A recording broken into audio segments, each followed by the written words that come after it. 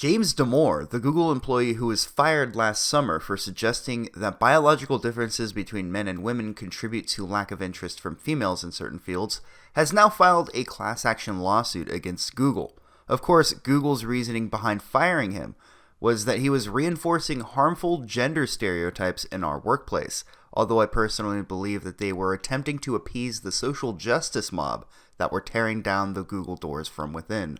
Representing Damore and others is the Dylan Law Group, who is making the case that employees at Google are discriminated against if they are men, if they are white, or if they voice political perspectives that do not line up with popular opinion at Google.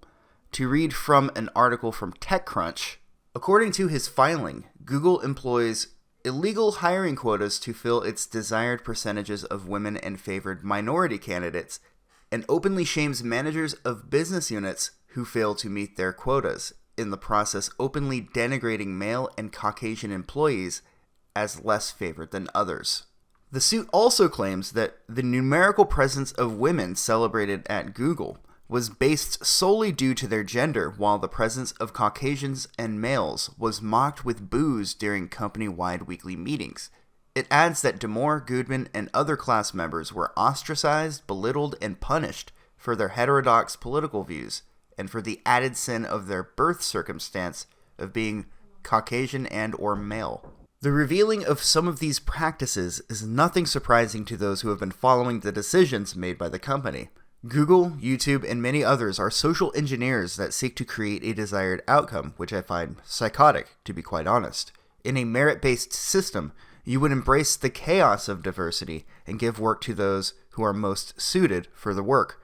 However, they seem to think that an even playing field discriminates against those who cannot meet the standard. Speaking of meritocracy, have you heard that it is a tool of whiteness? You heard right, because apparently school is a place to give participation trophies, not knowledge.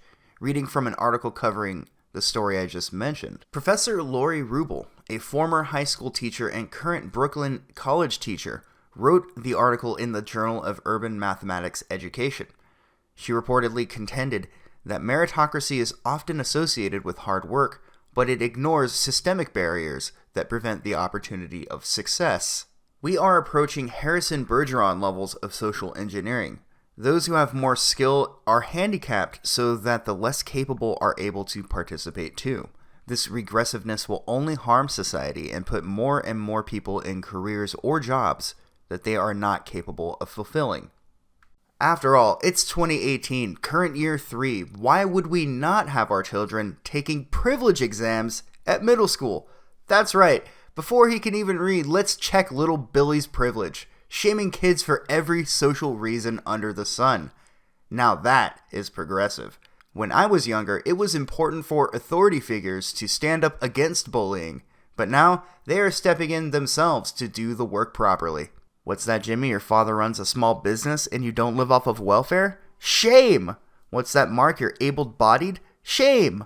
What's that, Jonah? You are good at math? Shame. Children are especially careful not to anger those in charge and do not want to be singled out by authority figures on the basis of their race, religion, orientation, gender, etc. This race for a diversity has finally reached its logical conclusion, where the well-being of others and the efficiency of the system we live in are cast aside for the sake of aesthetics. Meritocracy is a win-win, and when you take the less capable and encourage them into work or even careers of something that they are not capable of, the worker's not happy and neither is the system itself. They will not innovate or be able to do anything other than barely meet the newly lowered standards.